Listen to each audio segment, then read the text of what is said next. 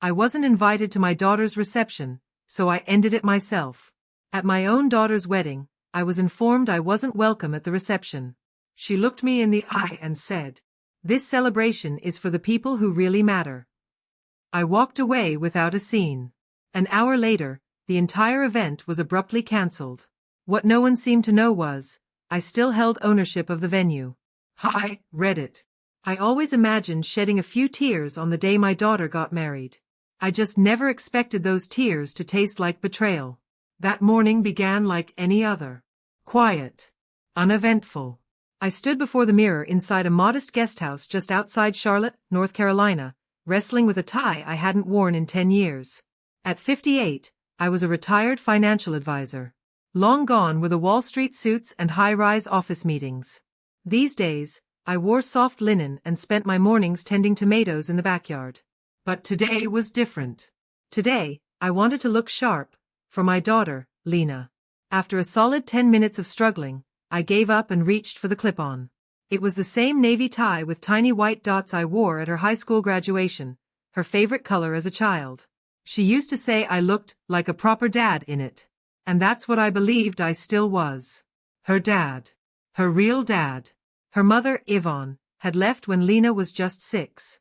She packed her dreams and flew off to find herself somewhere in Europe. I didn't fight her. I stayed. Because someone had to. Because Lena needed someone who wouldn't leave.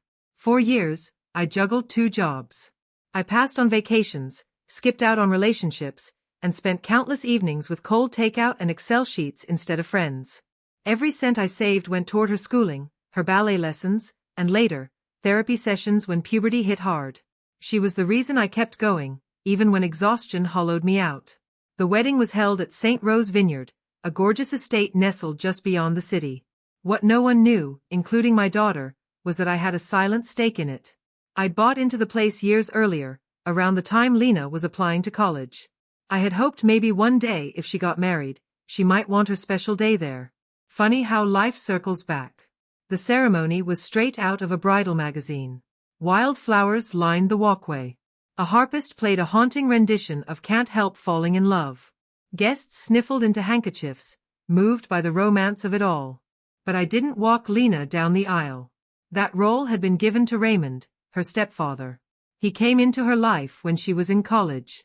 Once, she described him as like a second dad. It had stung. But I swallowed it. It was her day, I told myself.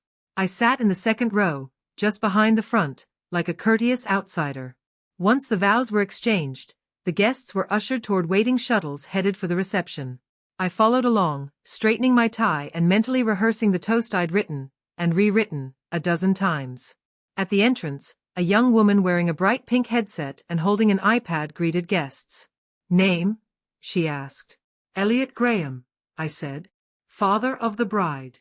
She smiled, tapped the screen, then frowned. "Could it be under a different name?" "No, that's me. Elliot Graham." Another round of tapping. Then a glance at her earpiece. "I'm really sorry, sir, but you're not listed." I laughed it off. Maybe check under Dad or something casual. She tried again. Still nothing. "Just give Lena a quick call," I suggested. "She'll sort it out." 5 minutes later, Lena appeared at the entrance. She was radiant, her lace gown glowing like sunlight on still water. But her expression was uncomfortable. "Hi, Dad," she said softly. "They said I'm not on the list," I told her. "I know," she replied quickly, cutting me off. Those 2 words hit like a punch to the gut. You know," she avoided my eyes. "The reception is more intimate. Just people who've been really close these past few years." I blinked. "I'm your father. I just didn't want any tension. You were at the ceremony. That should be enough." "Enough?" I echoed. "I just wanted to keep things simple," she said, eyes flicking over my shoulder, toward someone else. Someone more important, apparently. I waited for a smile. A joke. A hint that this was all some misunderstanding. It never came. I nodded slowly. "All right," I said in a quiet voice. "Congratulations." Then I turned and walked away. Back home, I sat alone on the couch, still wearing my suit. My phone buzzed. A single message from her. A photo. She and Raymond on the dance floor. Captioned, "Magical night." I didn't respond. Sitting on the kitchen counter was a thick envelope.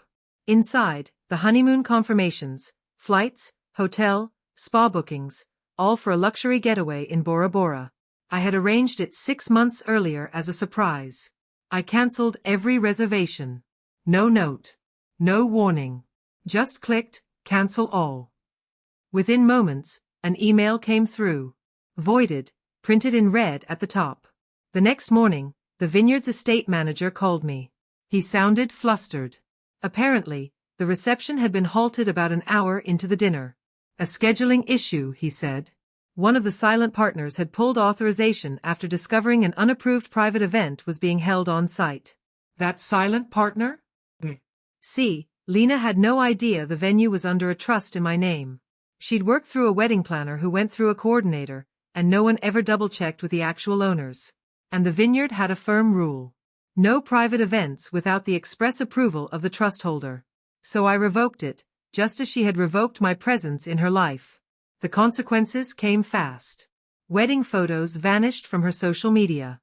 Comment sections locked. Her husband's family was livid. A $50,000 reception, publicly ruined. She texted me one last time that week. "Dad, why would you do that?" I never answered. Because that wasn't the question she should have asked. The question should have been, why did I treat the man who raised me like he didn't matter? I wasn't furious. Not anymore. I was finished. Sometimes, the people you love most show you, clearly and without apology, why you need to let go. This time, I finally listened. And I chose myself.